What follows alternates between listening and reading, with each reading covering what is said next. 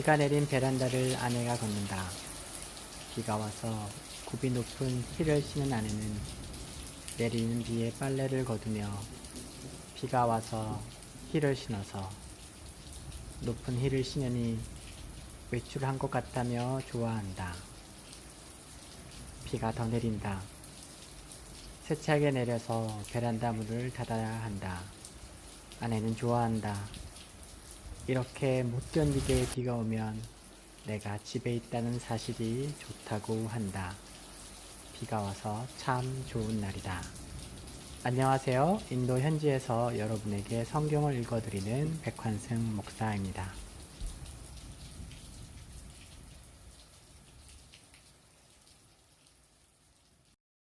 한 주간 잘 지내셨습니까? 저희는 하나님 은혜 가운데서 잘 지내고 있습니다.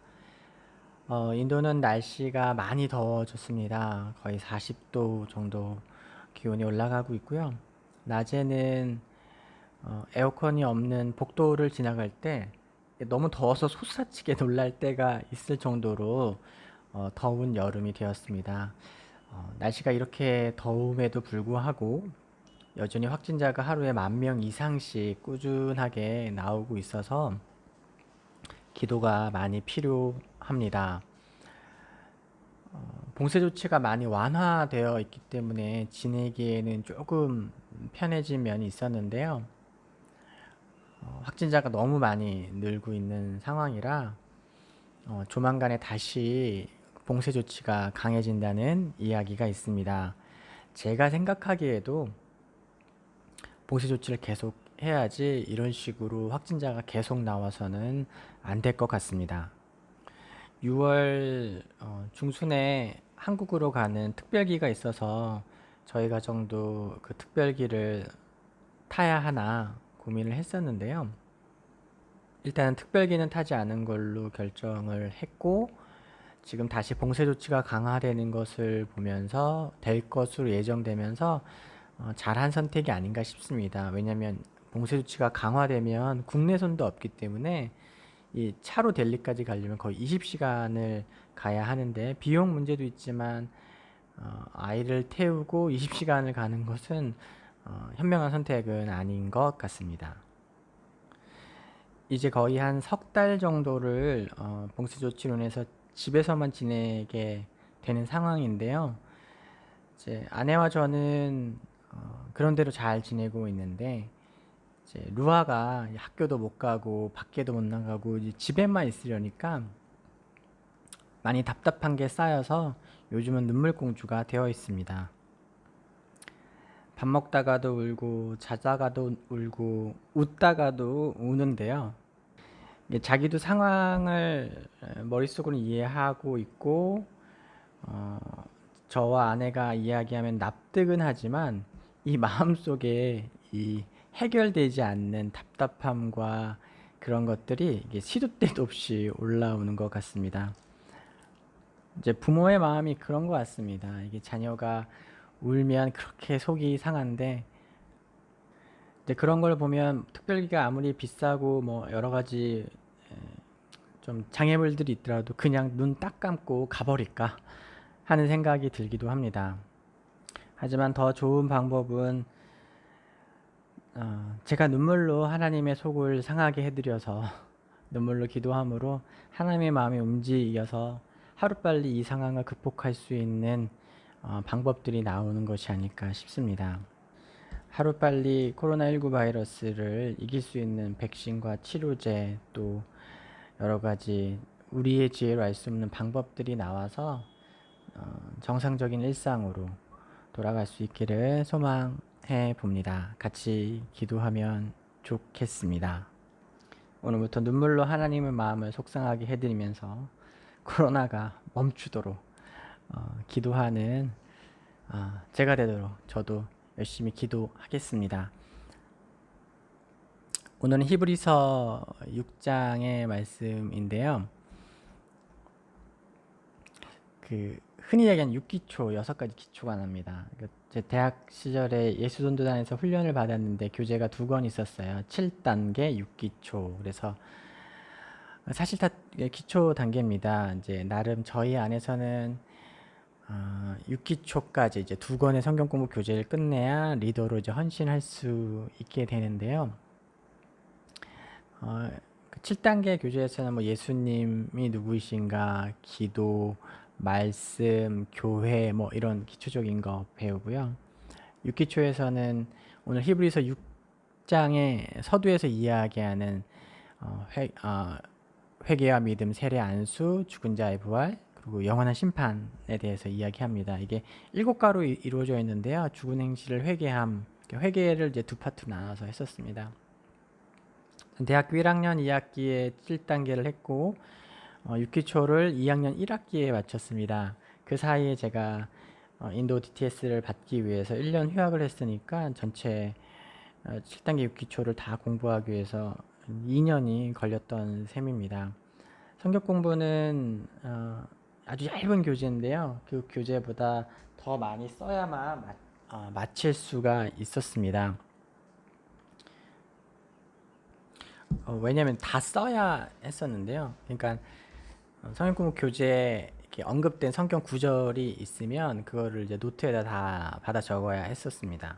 그러면은 한 과를 공부하기 위해서 한 4장 혹은 뭐 7쪽 정도를 이제 빽빽하게 성경 말씀을 써야 했는데요. 성경의 지식을 채우기 위해 성경의 태도, 성경을 대하는 태도까지 같이 공부하는 것은 아주 좋은 방법이라고 지금도 생각합니다. 왜냐면 이제 얇은 책 한 과 뭐 몇 페이지 되는 거를 답을 딱딱딱딱 다는 것은 얼마 시간이 걸리지 않지만 그걸 거의 7페이지를 쓰는 건 꽤 걸리는 일이거든요. 그리고 이미 이제 고등학생도 아니고 이제 대학생쯤 되어서 그렇게 빽빽이 숙제 같은 걸 하는 것이 생각보다 쉽지 않은데 그것을 써가면서 태도를 다스리고 그래서 오래 걸렸어요. 사실 7과면은 한 학기에 마칠 분량은 아니죠. 이제 7단계 6기초 전체를 한 학기에 다 끝낼 수도 있는데 합쳐봐 14과밖에 안 되니까요. 6개월 안에 뭐 3개월 안에 끝내는 건 일도 아닌데 일반적으로 많이 걸립니다.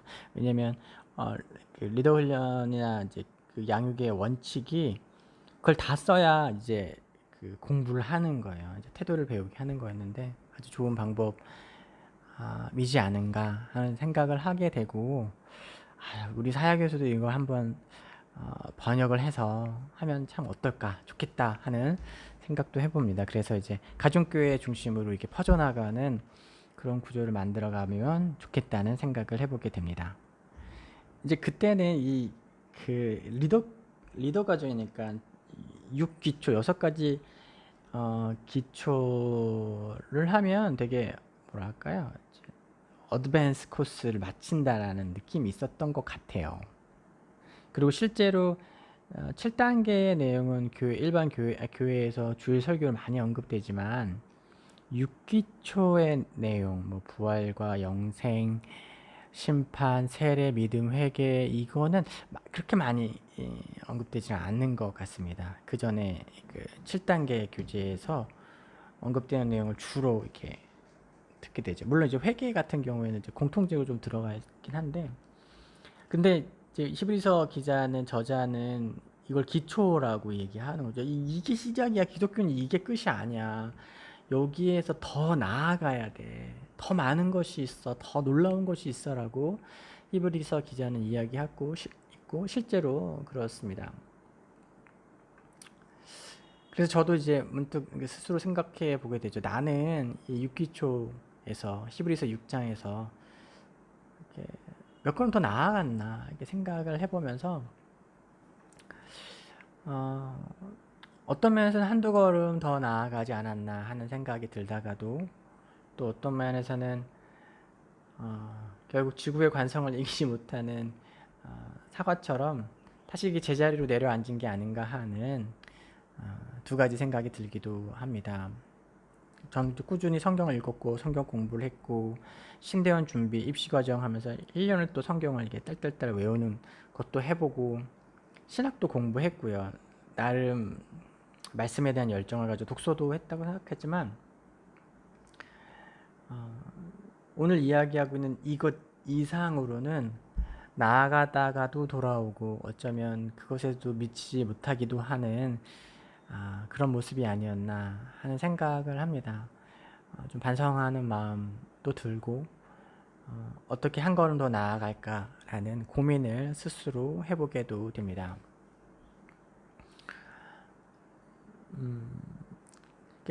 히브리서 말씀을 읽으면서 그때 상황이 많이 느껴지는 것 같습니다. 왜냐하면 이건 목회적인 글이거든요. 목회적인 글이라는 것은 목회자가 성도들을 일으키고 격려하고 때로 격려를 위한 책망, 일으키기 위한 책망을 하는 거기 때문에 문맥 속에서 이 말을 하는 이유, 이 말을 해야 되는 정황들이 같이 읽히는 것이죠. 당시 이 기독교 안에 적지 않은 사람들이 신앙의 정체를 경험했던 것으로 보입니다. 그러다 보니 자연스럽게 배교를 하는 수준에 이른 사람도 많았던 것이겠죠. 단순히 이제 배교의 상황, 어떤 익스트림, 극단적인 상황에 처한 사람들만 있었던 것이 아니라, 그러니까 예수님이 부활하시고 마가다락방에 성령이 임하시고 수많은 사람들이 놀라워하고 막 기적이 일어나고 베드로가 막 설교했더니 몇천 명씩 돌아오고 살아있는 사도들을 통해서 놀라운 이적들이 막 빵빵 터지던 그런 어떤 익사이팅한 막 아드레날린이 분비되고요. 막 그 시절을 지나고 이제 그런 것들이 조금 뜸해지고 핍박과 어려움과 뭐 계속해서 이야기하는 정체성의 혼란을 통해서 이렇게 전반적으로 이렇게 공동체가 침체되어 있는, 그래서 목회자로서 지도자로서 야 이거 지금 빨리 돌파해야겠구나, 이거 다 일으켜야겠구나. 그러니까 몇몇 이제 그 요단강을 건너려는 저 경계를 건너 넘어가려는 사람들을 향한 이야기가 아니라 전반적인 침체와 전반적인 이게 늘어진 정황 속에서 다들 일으키기 위한 그런 목회자의 심정, 그런 것들이 느껴집니다. 그리고 이제 6장에서는 흔히 사람들이 이야기하는 성령 회방죄, 사복음서에 나온 거지만, 그리고 히브리서 6장 4절부터 언급하는 한번 빚을 받고 하나님의 은혜를 맛보고 타락한 자는 다시 회개할 수 없나니, 이거 되게 무서운 말씀이죠. 성령 해방죄와 엮어서 무언가 어떤 특정, 그러니까 사람들이 오해하시는 게 무언가 특정한 종류의 죄가 있는데 내가 그 죄를 지으면 지옥 간다, 이렇게 인식하면서 무서워하는 거죠. 그래서 열심히 신앙생활을 하다가도 그 신앙생활 안에 감사와 은혜에 대한 간격이 있는 것이 아니라 두려움과 공포가 있는 거죠. 그건 이제 하나님 원하시는 것이 아니라고 생각합니다. 그리고 또한 이런 구절들은 하나님의 무한하신 사랑과 무조건적인 용서에 대한 의문이 들게도 되고요. 그리고 하나님이 선택한 자를 끝까지 구원하신다는 어떤 성도의 견인이라는 교리에 대해서도 이게 말씀이 정말 전반적으로 그것과 반대에 서 있지 않나 하는 의문을 갖게도 됩니다. 하지만 이건 좀 목회적으로 이해할 필요가 있다는 것이 많은 주석가들과 성경을 해석하는 분들의 이제 관점입니다. 이제 그게 뭐냐면, 목회적이라는 건 뭐냐면, 부모가 얘기하죠. 저희 이제 루아가 이제 밥을 먹다가 요새 울고 막 그러는데, 뭐 예를 들면 이제 밥을 먹는데 태도가 좋지 않았어요. 그러면 이제 부모가 이렇게 얘기하죠. 너 이러면 밥 안 줄 거야? 그 부모의 말이 그러면 정상적인 부모가 그러면 율법적으로 이렇게 선을 그어서 또 그러면 그 다음부터 진짜로 밥을 안 주는, 그거 아니죠. 이게 정신 확 차리라고 경고하는 거죠. 책망하는 거죠. 그러나 진심은 무엇입니까? 아가 제발 밥 좀 잘 먹어. 이제 그게 부모의 마음이고, 너 이런 밥 안 줄 거야? 라고 하는 그 이야기가 지향하고 있고 가리키고 있는 방향이죠. 이게 본심은 그거죠. 실제로 밥을 안 준다는 게 아니죠. 그러니까 지금 다시는 회개할 수 없고 다시는 돌아올 수 없다, 다시는 회개할 수 없다, 용서할 수 없다는 이 말씀이 너가 어떤 특정한 죄를 지고 일정 수준 이상으로 물러가면 회개할 수 없다라고 말씀하신 것이 아니라, 그냥 정신 차리라고 따끔하게 이렇게 죽비소리라고 하죠. 이제 절에서 하는 건데, 이렇게 참선하고 있다가 이렇게 졸면은 좀 그 큰 스님들이 뒤에서 이게 중막대기, 대나무 막대기로 이렇게 어깨를 툭 친다거나 머리를 쳐서 이제 깨우죠. 이제 그렇게 죽비 소리인 겁니다. 이제 졸던 사람들과 다른 사람이 이렇게 대나무 막대기에 막는 이제 죽비 소리를 들으면 정신이 확 들죠. 그 죽비 소리 같은 거예요. 진심은 어디에서 나오냐면 7절 8절 읽으면 진심이 나옵니다. 뭐라고 이야기합니까? 목회자인 그는 그의 약물이 모두가 구원에 이른 것을 확신한다 라고 이야기하고 있습니다. 저자는 지금 잠시 흔들리고 어쩌면 배교의 위험까지 이른 누군가가 했던 섬김을 기억한다고 말합니다. 그러니까 사실은 모든 사람들에게 이야기하는 거죠. 다들 격려하고, 야, 전반적으로 평균이 내려갔어. 근데 야, 니들 한때 공부 되게 열심히 했잖아. 너들 정말 잘했잖아. 감동적인 섬김이 있었잖아 라고 이야기하는 겁니다. 근데 그걸 내가 기억한다는 거예요. 그것은 곧 하나님이 기억하신다는 거죠. 그래서 히브리서 저자가 지금 말하고 있는 거 한마디로 요약하면 정신 차리고 다시 시작합시다 라고 이야기하고 있는 것입니다. 그리고 6장 이후에는 그러면 정신 차리고 다시 시작하면 되는 이유, 근거, 지금 목회자가 이야기한다면 우리가 다시 시작할 수 있습니다. 회복할 수 있습니다. 이야기하고 있는데 그 근거가 뭐냐는 거예요. 무슨 자신감으로 이야기하느냐는 거죠. 히브리서 저자는 두 가지를 이야기하는데요. 하나는 믿음의 조상 아브라함과 언약하신 하나님이 계시기 때문에 다시 시작할 수 있다라고 얘기합니다. 이것은 말을 바꾸자면 우리의 모든 믿음의 조상들과 함께 하신 하나님의 언약, 하나님이 계시기 때문에 그와 약속을 이루셨던 하나님이 계신 것을 우리가 알 수 있기 때문에 볼 수 있기 때문에 우리가 다시 시작할 수 있다라고 이야기하는 겁니다. 그 믿음의 조상은 우리의 선배일 수도 있고 부모님이실 수도 있고 우리가 알고 있는 어떤 존경하는 목사님, 구약의 신약의 어떤 인물들이 될 수 있겠죠. 근데 여기서 이제 제시하고 있는 구약의 믿음의 조상들과 믿음의 조상들과 함께 하신 하나님의 언약이라는 게 되게 재미있는 겁니다. 재미있는 언약입니다. 이게 하나님 아브라함과 언약하셨죠. 언약하시는데 그 언약의 담보물로 무엇을 잡히세요? 자신의 명예, 자신의 영광, 이름을 거십니다. 히브리서의 표현대로 어떤 언약을 할 때 자기보다 더 큰 존재가 없기 때문에 자기 이름을 거셨다고 하죠. 그러니까 두 사람이 어떤 상호 약속을 할 때 그것을 이행할 강제력을 가질 수 있는 그것보다 더 높은 존재가 그것을 보증해야 보증이 되는 거잖아요. 근데 하나님께서는 자기보다 더 높은 존재가 없으니까 그럼 나를 걸게, 내 이름을 걸게, 내 영광을 걸게, 내 명예를 걸게 라고 하셨다는 겁니다. 근데 이 언약이 아주 재밌다는 거, 이게 왜 재미있습니까? 하나님과 아브라함이 언약을 맺었는데 그 언약에 대한 담보물을 하나님이 제시하셨기 때문입니다. 이거 말을 이렇게 하면 좀 어려워요. 아주 쉽게 얘기하면 이런 겁니다. 내가 은행에 돈을 빌려요. 1억을 빌려주십시오. 통 크게. 1억 갖고 싶어요. 그런데 그러면 은행이 요구할 거냐? 그럼 빌리면 담보가 있습니까? 근데 내가 은행에서 1억을 빌리면서 받을 것을 담보하면서 약속하면서 은행이 갖고 있는 건물을 잡히는 거예요. 지금 이 언약이 그겁니다. 하나님과 아브라함 사이의 언약을 하는데 그 언약의 이행 조건으로 하나님의 이름, 하나님이 갖고 있는 어떤 것을 잡히는 거죠. 그러니까 만일 내가 은행과 언약을 담보 계약을 맺으면서 그 담보물이 은행이 갖고 있는 어떤 은행 본사 건물이라고 한다면 내가 돈을 못 갚을 확률이 있겠습니까? 없죠. 내가 못 갚아도 은행이 스스로 갚을 테니까. 이 표현이 그런 표현이에요. 아주 재밌는 표현이죠. 이것에 대해서 18절에서는 이렇게 아주 은혜롭게 표현하고 있죠. 하나님의 약속과 맹세, 이 변할 수 없는 사실로 인해 세상을 등지고 하나님께로 나온 우리는 안심하고 위로를 받습니다. 이게 뒤로 물러가 침륜에 빠지고 믿음의 열심이 떨어진 것 같고, 이게 자기가 더 제일 잘 알거든요. 내가 옛날 같지 않아. 자기가 제일 알죠. 뭔가 부끄럽기도 하고 수치스럽기도 하고 뭔가 뻘쭘하기도 하죠. 그런데 세상을 등지고 하나님께 나온 우리는 안심할 수 있는 거예요. 왜냐하면 이 근거가 있으니까. 하나님의 약속이 너무나 재미있기 때문에, 너무나 놀랍기 때문에, 너무나 흔들리지 않는 것이기 때문에 그렇습니다. 그리고 우리가 다시 정신 차리고 다시 시작하면 될 수 있는 두 번째 근거가 무엇입니까?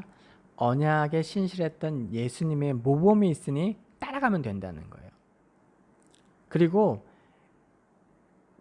우리를 향한 그의 중보 기도가 지금도 진행 중이라는 거예요. 그러니까 두 번째 근거로 예수님을 거는 건데, 예수님이 근거가 될 수 있는 두 가지 이유가 있는데, 하나는 그가 모범이 되셨다는 거예요. 그럼 우리가 어떻게 하면은 정신 차리고 다시 할 수 있어요? 예수님께서 사복음서를 통해 보여줬던 그의 삶, 순종하신 삶의 모범을 따라 다시 하면 된다는 거예요. 요새 그 아내가 요리를 너무 잘합니다.